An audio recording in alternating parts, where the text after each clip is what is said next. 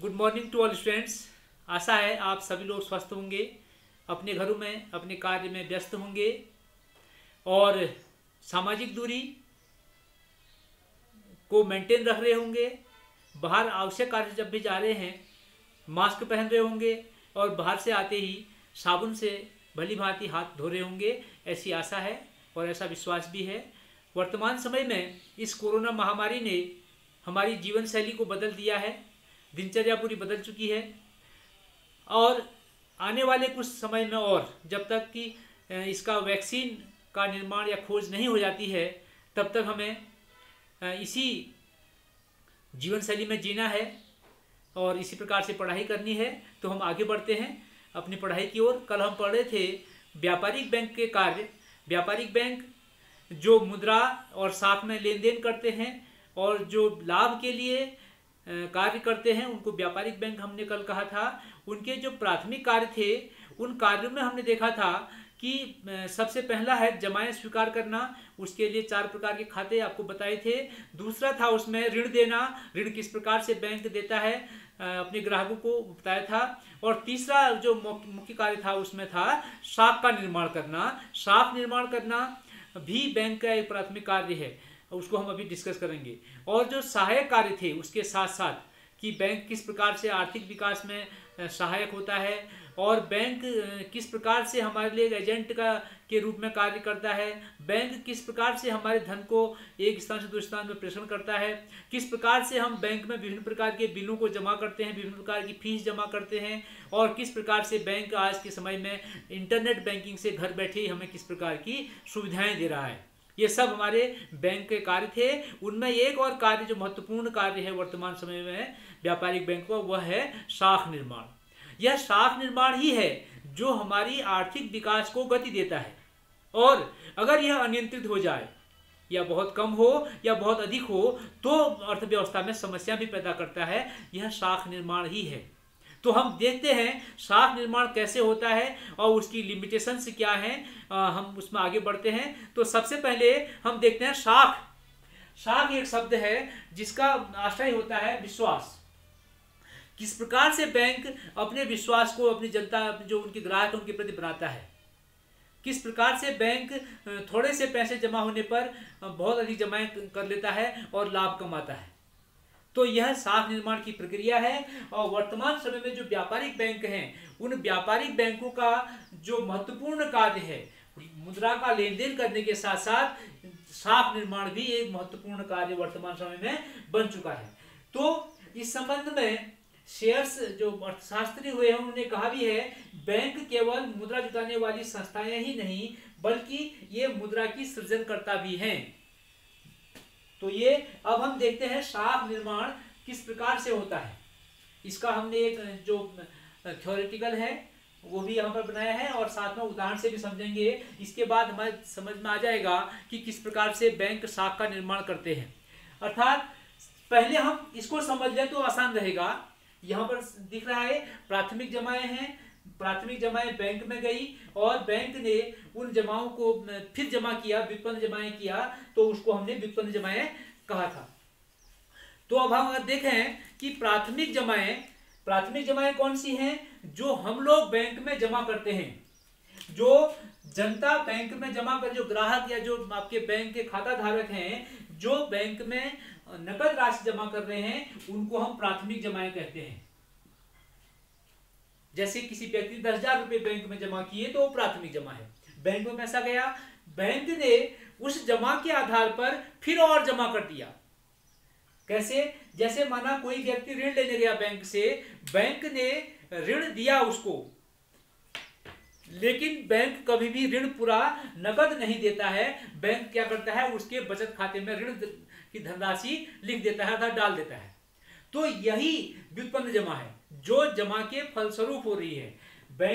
एक व्यक्ति ने बैंक में पैसे जमा किए, बैंक ने अपना थोड़ा कोषानुपात रखा, उसके बाद बाकी पैसा किसी अन्य व्यक्ति को ऋण दे दिया, ऋण स्वरूप उसके बचत खाते में जमा कर दिया।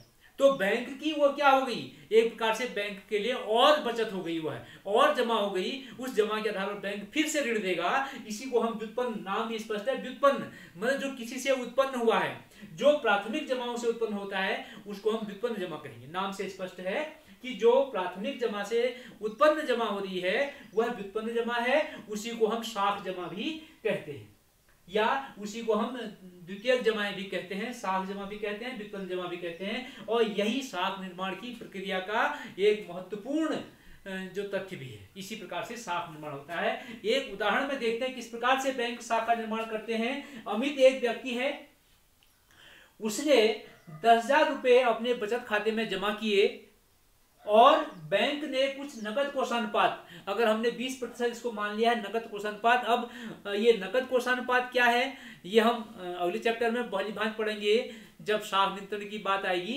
इतना समझ लें कि जितना बैंक को पैसा बैंक के पास जमा होता है उसका एक निश्चित प्रतिशत भाग बैंक को अपने पास कैश रूप में रखना होता है, और उसी में से एक निश्चित भाग बैंक को केंद्रीय बैंक के पास भी रखना होता है। उसी उनको हम नकद कोषानुपात कहते हैं कि नकद कितना रखना है। तो ये आपका माना 20% था तो 2,000 रुपया हो गया।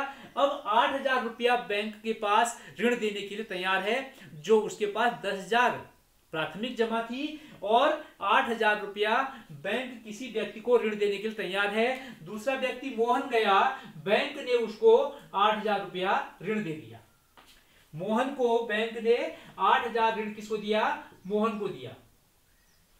तो मोहन को ऋण दिया 8,000, तो मोहन को नकद पैसा 8,000 नहीं दिया, बल्कि वह पैसा बैंक ने मोहन के बचत खाते में डाल दिया। ये फिर से प्राथमिक जमा एक प्रकार से फिर से जमा हो गया।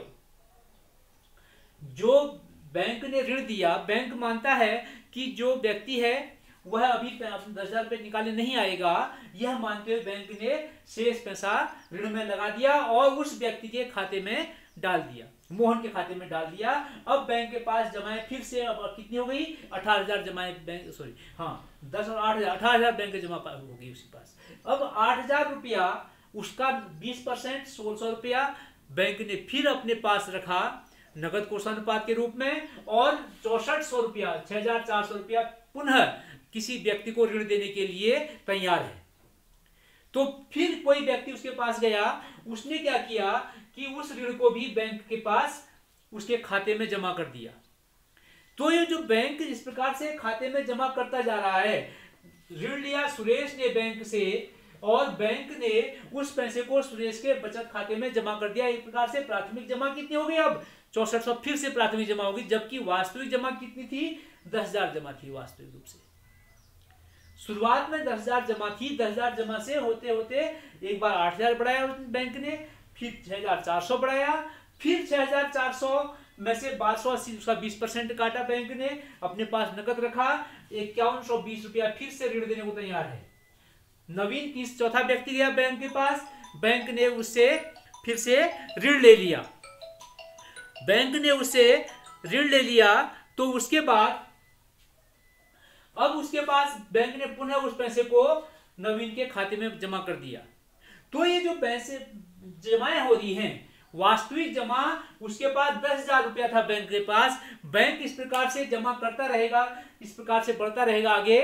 यह जब तक ये कोषानुपात है, ये जो कोषानुपात है ये पूरा 10,000 नहीं हो जाएगा, अर्थात इसके बराबर, उसको हम सात गुणा कहेंगे, थोड़ी देर में देखते हैं उसको, तब तक वो अपना पैसा बनाता रहेगा। इस प्रकार से इस स्थिति में 50,000 रुपया यहाँ प्राथमिक जमा हो जाएगा, जबकि वास्तव में 10,000 जमा था।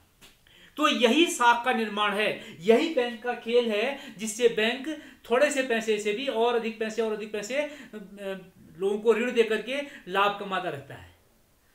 तो इस प्रकार से बैंक की शाख निर्माण की यह प्रक्रिया है।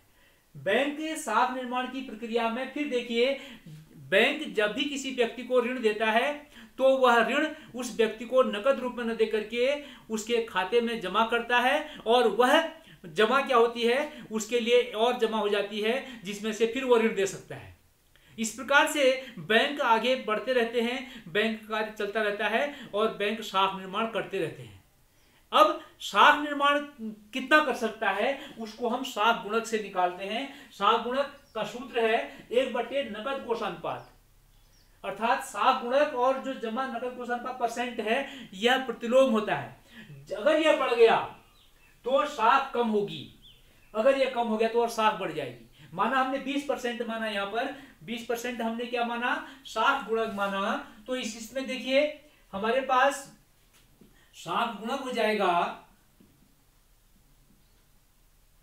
बराबर 1/20 और प्रतिशत है 20% है तो आपका गुणा 100 हो जाएगा प्रतिशत का, बराबर 5, अर्थात 5 गुना तक जितना जमा था उसका 5 गुना 50,000 तक बैंक जमा दिखा दे रहा है, वही साख गुणक है।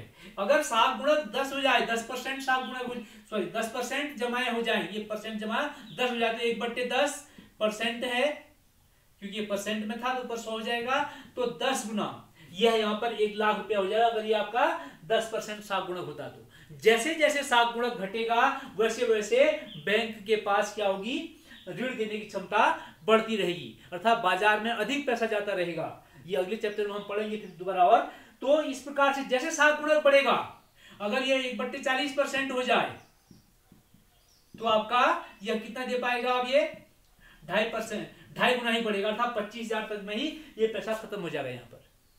अर्थात 25,000 की स्थिति में 10,000 वाले में 25,000 ही उसमें वह साख गुणक बना पाएगा, साख बढ़ा पाएगा। तो इस प्रकार से यह साख गुणक है जो बैंक की साख निर्माण की जो क्षमता है उसको दिखाता है। अब साख गुणक कब बढ़ता है, कैसे घटता है, इसको हम जब केंद्रीय बैंक द्वारा साख नियंत्रण की नीतियां पढ़ेंगे उस समय हम इसको ध्यान देंगे। तो साख निर्माण में सीमाएं क्या हैं, अर्थात साख निर्माण मैंने कहा था कि इस प्रकार से बैंक यहां तक साख निर्माण कर सकता है। अब एक सीमा तो यही दिख रही है, ये जो नकद कोषानुपात है, अर्थात इसको हम यहां कहेंगे, ये लिखा है नंबर 2 में, नकद कोषानुपात साख निर्माण की सबसे बड़ी सीमा है। अगर केंद्रीय बैंक इनको नियंत्रित करता है, इन दरों को कि कितनी दर रखनी है, यह दर बढ़ जाएगी तो साख निर्माण कम होगा क्योंकि गुणक का मान कम आएगा। गुणक मतलब इतनी बार गुणा करना है, हमारा 5 आया था, हम 10 को 5 से गुणा, 10,000 को 5 से गुणा किया तो 50,000 हो गया, ये साख गुणक है। अगर ये 10% होता तो 10,000 को 10 से गुणा करता, यहाँ पर 1 लाख आता। तो इस प्रकार से यह पहला जो इसकी सीमा है, मुद्रा की तरलता पसंदगी। पिछले चैप्टर में या पिछले लेक्चर में हमने पढ़ा था कि तरलता पसंदगी क्या है, कोई व्यक्ति अपने पास कितनी मुद्रा तरल रूप में रखता है, उसकी उस आदत को, उसकी उस प्रवृत्ति को हम तरलता पसंदगी कहते हैं। अगर तरलता पसंदगी अधिक होगी, समाज में व्यक्तियों की तरलता पसंदगी अधिक है, तो अब आप अनुमान लगाइए कि साख का निर्माण कम होगा या अधिक होगा। सोचिए, अगर मुद्रा की तरलता पसंदगी अधिक है किस समाज में, तो साख का निर्माण कम होगा या अधिक होगा। हाँ, तो सोचिए कि अगर तरलता पसंदगी अधिक है, अर्थात लोग अपने पास नकद पैसा अधिक रख रहे हैं, इसका मतलब बैंक में कम जमा कर रहे हैं। बैंक में जमा कम होगा, 1 शून्य यहां कम हो जाए तो 1 शून्य यहां भी कम हो जाएगा इसी दर पर। अर्थात तरलता पसंदगी अधिक है तो क्या है, तो साख निर्माण की में कमी होगी। तरलता पसंदगी अधिक है तो साख निर्माण में वृद्धि होगी। ऐसे ही नकद कोषानुपात भी उल्टा था, नकद कोषानुपात अधिक है तो साख निर्माण कम होगा, यह कोषानुपात कम है तो साख निर्माण अधिक होगा। बैंकिंग आदतें, तरलता पसंदगी एक चीज है, दूसरा है बैंकिंग आदतें, लोगों की बैंक में पैसा जमा करने की आदतें कितनी हैं।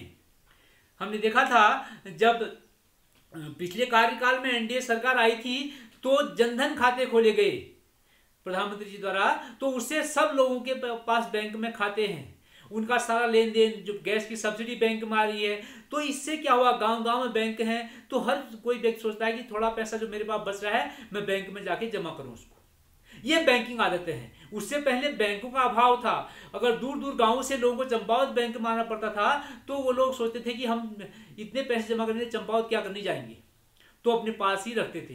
तो बैंकिंग आदतें और बैंकों का विस्तार भी साख निर्माण को बढ़ावा देता है। जितना पैसा बैंक के पास जमा होगा वह प्राथमिक जमा है, उसका जो गुणक निकलेगा उसी मात्रा में साख का निर्माण होता है। इसलिए अगर बैंकिंग आदतें जिस समाज में है तो वहां पर साख निर्माण अधिक होता है। अगला है ब्याज दरें। अब देखते हैं ब्याज दर। जिस प्रकार से हम हमने मांग का नियम पढ़ा था, किसी वस्तु की जो मांग है उसकी कीमत पर निर्भर करती है और उसका विलोम संबंध होता है, उसी प्रकार से ब्याज दरों का भी होता है। अगर ब्याज सस्ते हैं, लोन की जो आपका ऋण ले रहे हैं, ऋण अगर सस्ता है अर्थात ब्याज कम है तो अधिक लोग ऋण लेंगे तो साख निर्माण बढ़ेगा। अगर ब्याज अधिक है, जो ब्याज दरें या जो ऋण की जो ऋण महंगे हैं कहें या ब्याज दरें अधिक हैं तो लोग कम ऋण लेंगे तो आपका जो साख निर्माण है वो कम होगा। तो इस प्रकार से ब्याज दरें भी साख निर्माण को प्रभावित करती हैं। केंद्रीय बैंक की साख नीति, फिर यहाँ एक टॉपिक छूट जाता है, इसको हम अगले चैप्टर में पढ़ेंगे। जो केंद्रीय बैंक है हमारा, जो रिजर्व बैंक ऑफ इंडिया है, वह देश के सभी व्यापारिक बैंकों में नियंत्रण रखता है, देश के सभी व्यापारिक बैंकों का नियमन करता है। तो वह बैंक किस प्रकार से नीति अपना रहा है। अगर बैंक देखता है, आरबीआई को यह लगता है कि बाजार में बहुत अधिक मुद्रा हो रही है, तो मुद्रा अधिक होने का मतलब क्या है कि मुद्रा की पूर्ति अधिक हो गई, तो जब जो चीज अधिक होता है उसकी क्या होती है, मांग तो सिंपल है, उसकी कीमत गिरने लगती है। आप देखते होंगे जिस साल अगर कोई फसलें अधिक होती हैं या कोई फल अधिक होते हैं तो उस साल उनकी कीमतें कम हो जाती हैं, अधिक उत्पादन होता है। तो उसी प्रकार से बाजार में मुद्रा अधिक होगी तो मुद्रा की कीमत कम हो जाएगी, अर्थात मुद्रा की क्रय शक्ति कम होने के मतलब है कि वस्तु की कीमतें अर्थात महंगाई बढ़ना। तो जब रिजर्व बैंक को लगता है कि बाजार में महंगाई बढ़ रही है, इसका मतलब साख निर्माण अधिक हो रहा है, बाजार में अधिक पैसा जा रहा है, लोन सस्ते हैं, सब लोग लोन दे रहे हैं, सब लोग लोन ले रहे हैं, तो बाजार में पैसा अधिक जाए तो आरबीआई सोचेगा कि ऐसी स्थिति में हमें क्या करना चाहिए, इसको कंट्रोल करना चाहिए। कंट्रोल करने की नीतियां हम कल पढ़ेंगे। कंट्रोल करने के लिए आरबीआई क्या करेगा कि वह साख निर्माण की प्रक्रिया को थोड़ा कम करने के लिए, या जिस पहला जो हमने देखा था नकद कोषानुपात को बढ़ा देगा, जिससे साख निर्माण कम हो जाएगा। छोटी सी बात, और भी बहुत सारे इसमें बैंक की नीतियां होती हैं, कल हम पढ़ेंगे। तो बाजार में इसका उल्टा, बाजार में पैसा कम है, अब पैसा कम है तो हम सोचे महंगाई कम हो जाएगी। कुछ हद तक महंगाई कम भी होती है पैसा कम होने से बाजार में, लेकिन बाजार में अगर पैसा बहुत कम, जिसे मुद्रा संकुचन कहते हैं, ऐसी स्थिति भी अर्थव्यवस्था के लिए अच्छी नहीं होती है। क्योंकि बाजार में पैसा कम होने का मतलब क्यों कम होगा, पहली बात अगर हम सीधे देखें तो जो बैंक हैं वह ऋण जो दे रहे हैं वो महंगे दे रहे हैं, ब्याज दरें ऊपर है, तो लोग ऋण नहीं लेंगे। ऋण नहीं लेंगे तो जो सामान्य लोग हैं कुछ खरीद रहे थे वो खरीदेंगे नहीं, वस्तुओं की मांग कम हो जाएगी, वस्तुओं की मांग कम, उत्पादन कम होगा, उत्पादन कम होगा तो कुछ लोग बेरोजगार हो जाएंगे। दूसरी बात, अगर ऋण महंगे होंगे अर्थात ब्याज दर ऊपर होंगी तो जो निवेशक हैं वो लोग भी अधिक निवेश नहीं करेंगे, तो लोगों को रोजगार नहीं मिलेगा। निवेश मीन्स उत्पादन कार्य के लिए पैसा खर्च करना। अगर उत्पादन फैक्ट्रियां नहीं चलेंगी तो लोगों को रोजगार नहीं मिलेगा, तो रोजगार नहीं मिलेगा तो फिर से उत्पादन कम, लोगों की मांग कम हो जाएगी, उत्पादन कम होगा, कुछ लोग और ये चक्र चल जाएगा, फिर से मंदी का दौर चल जाएगा। तो ऐसी स्थिति से बचने के लिए आरबीआई हर 3-3 महीने में अपनी नीति को रिवाइज करता रहता है, इन दरों को बदलता रहता है। इसको बाकी हम डिटेल में कल हम आरबीआई की जो मौद्रिक नीति है उसमें पढ़ेंगे। पहले कल हम पढ़ेंगे कि आरबीआई क्या है, वो किस प्रकार से कार्य करता है, उसके कार्य क्या क्या हैं, और जो महत्वपूर्ण कार्य है साख निर्माण कैसे होता है, आरबीआई जो नोटों का निर्गमन कैसे करता है, ये पढ़ेंगे। इसमें थोड़ा ध्यान भी देंगे। शायद कल ये वीडियो यहाँ पर न हो सके तो इसके लिए मैं कुछ दूसरा उपाय सोचता हूँ कि किस प्रकार से आपको पढ़ाया जाए, क्योंकि विद्यालय में जो क्वारंटीन किए हुए लोग का कैंप लगने वाला है, यहाँ रूम सब अलॉट कर दिए हैं, कल से यहाँ आना संभव नहीं होगा, तो प्रयास करूँगा किसी भी प्रकार से आपको पढ़ाने का। तो आज के लिए इतना ही, थैंक यू।